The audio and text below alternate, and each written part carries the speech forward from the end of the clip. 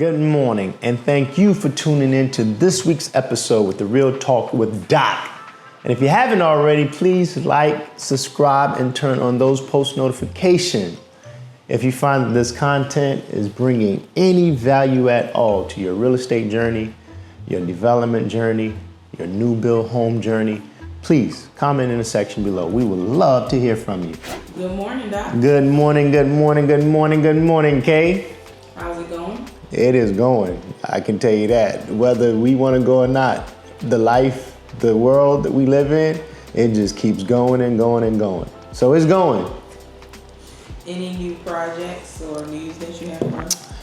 Yes, the Watergate at Landmark. Very, very interesting condominium development community. We are actually doing 2 renovations right there now simultaneously, 2 full gut renovations. Actually, Kay, you shot some content. Remember I came in on the thing. We're getting ready to start another one, August 4th. Shout out to a great client, Jenny Guzman, and her mother, whom I love so much. They are constant repeat clients, and Jenny is constantly referring people. So Jenny and Mom, thank you so much from the very bottom of my heart, because we greatly appreciate it. So you'll get some video footage on that. They're too doing a full gut renovation. And we like that community, Kay. I mean, the amenities that it has, the outdoor pool, it's just a beautiful gated community. So if you're ever looking for a great condominium community to live in, just outside the Beltway, where you have easy access to Maryland, DC, and then you're right back in Virginia, the Watergate at Landmark community, great community. I actually own a condo there, which I would never sell because it rents so easily to government and military employees. So I always like to now just drop these nuggets and where people should invest in our area, who's always calling me from back home in South Carolina, Georgia. Like, what's a good community to invest in? That's a great community. You can get in for under $350,000, 2-bedroom condo. And these condos hold their value over there. So yeah, that's what's new. Getting ready to break ground on the assisted living facility, North Morningstar Assisted Living Facility. That one has been a doozy. Shout out to my partner, Sheila Hamlin. We are partnering up. We become a powerhouse team, and we're going to be going into the assisted living business. No, not just because it's a well-needed, underserved space, but because it's a way to give back to the community. It's a way to integrate what we already do. We'll be building our own assisted living facilities from the ground up. This first one is a 16-bed assisted living facility. And it's also another angle that we now have to pivot to, and making sure, making sure we generate residual passive income where it's not so active, and we got to develop something, pay the bank back, pay profits back, take a little piece off, take the remaining money, develop something, and that cycle just keep going and going. This, you put it in place, you have great residents, you have great people who love the facility, you have a long waiting list. The beds are always occupied because it is new. We have a stellar staff. People are getting the elite senior living experience, and it's just something that you press play and it just keeps going positively. So we're pivoting to this space. I'm excited about it. I actually start my classes in about 2 weeks. We are breaking ground the 3rd week in August. So Kay, you'll be driving to Cumberland, getting footage of that from when we tear the existing building down all the way through construction. So we'll keep you posted on that. But yeah, Kay, those are the newest things off the top of my head that I can think of this morning. Those are huge things that you are accomplishing. So with that being said, we want to talk about real estate development. And the first question is, what should be the first step for those looking to get into real estate development? Understanding the entitlement phase, what that means, the things that you need to be very knowledgeable in to make sure that your numbers come back as you project in your performance. And you just don't want to go, not just real estate development, but real estate anything or life anything. You want to do your due diligence and know your homework and know that if I do this, A, B, C, D, E, F must be followed in order for me to get my end goal. And in order for you to know what A through F is, you have to study step A, step B, step C, and so forth. You have to know what to anticipate. You have to know what industry standards are and what are those profit gaps that are reasonable expectations for you to manage that you should hit in an average transaction, what happens if you find a great transaction? Like being a student of the game, if you're gonna get into the development game, just knowing, if I acquire property at this amount, how much do I have to come out of pocket in terms of the loan to construction value that the bank will lend against on the property? Is this market the same as the market was 5 years ago? No. The LTVs are much lower now. Banks used to lend up to 90%. Now you'd be good if you get them to lend up to 70%, because right now they're in the 60, 65%. So what does that mean? That means that's 30% money you got to bring to the table just to close on that particular development project. I mean, 30%, let's just use $1 million. 30% of $1 million is $300,000. Compared to 10% on $1 million, it's only $100,000. That's a 3-time multiplier. So the market has changed in terms of accessibility to private capital. The market has changed in terms of how much that capital cost you.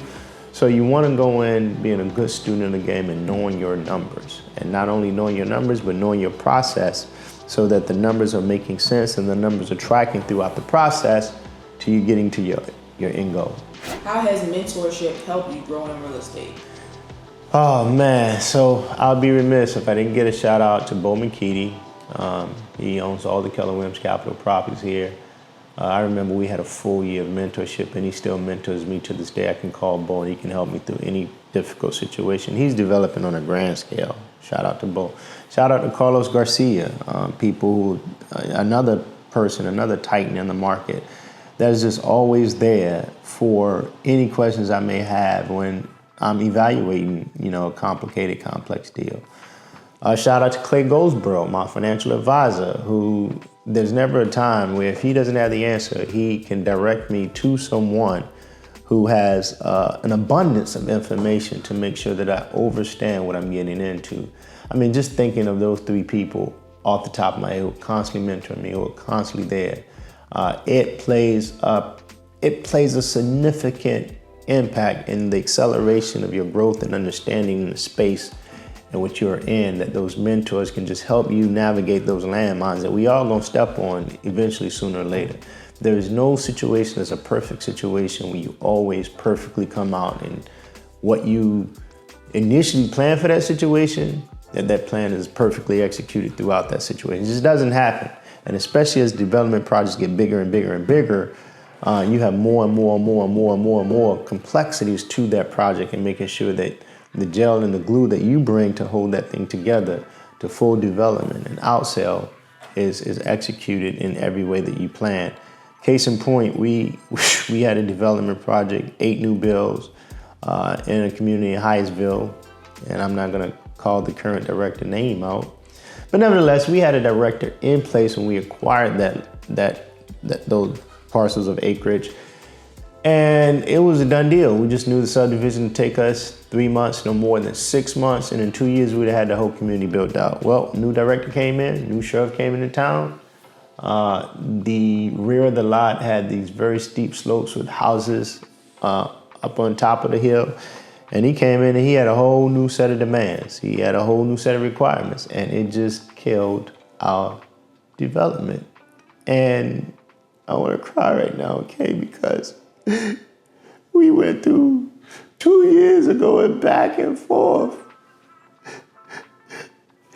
Man, I really do want to cry right now, because that was the first development project that was probably the worst development project I've ever been a part of, by far. So these things matter, Kay. I mean, you gotta make sure that you can control everything as much as possible. And the only way to do that is to be well prepared, to be well studied, and to know your numbers and to know the process from start to finish. So what kind of insurance does one need to be in real estate development? So you definitely can buy into different type of bonds. You got 4 main bonds that we look at: bid bonds, performance bonds, maintenance bonds, and construction bonds. So definitely, based on the size of the project, especially when you get into these multi-million-dollar deals, you want to make sure that the project is bonded so that if you have any problems at all, you don't get stuck financially. So last question, where does the money come from to build luxury communities? Private equity firms, private investors, commercial banks, based on the deal and based on the relationship that you have. And believe it or not, Kay, some families have deep pockets. Sometimes they pull their funds and family funds and people in their circle funds together, and they go out and they build these luxury communities, and they're big payoffs if, again, your numbers, well, not if, when the numbers come back right. So there's different sourcing,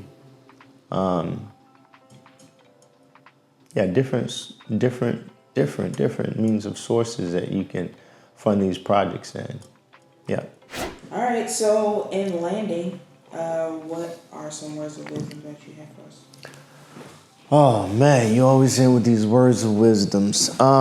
Words of wisdom. Well, I didn't read, so every day I have in my performance planner the quote of the day, and then I have this men's Bible book. It just has a scripture and a passage that focuses on a phrase every day. And I got in super early, and I did not follow my routine of doing that after I did my performance planning. However, as I sit here and I meditate on what do I want to put out into the universe today. And Kay, that is, the world is yours. You have to go get it. In the words of Emmerich Peaks, go get your piece of the pie. It's there for you to get. Nobody's going to bring your pie to you. Nobody's going to come knock on your door and say, here, take this. You have the power to control your destiny. You have the power to have everything in life it is when you put God first that your heart desires. I know that. I don't just believe that. I know that with every fiber in my body. But you have to put in the work. Faith without work is dead. And a lot of times people just want things to happen overnight. And a lot of times people are so busy worrying about how someone has what they have, as opposed to just focusing on being the best you that you can be and putting a plan together to go out and have everything in life that you want, period. And when you have that mindset and you have positive affirmations and you are optimistic about everything you do and in every way you operate, you will start to see a significant difference in your life. You will start to see a significant difference in the way the universe responds to you.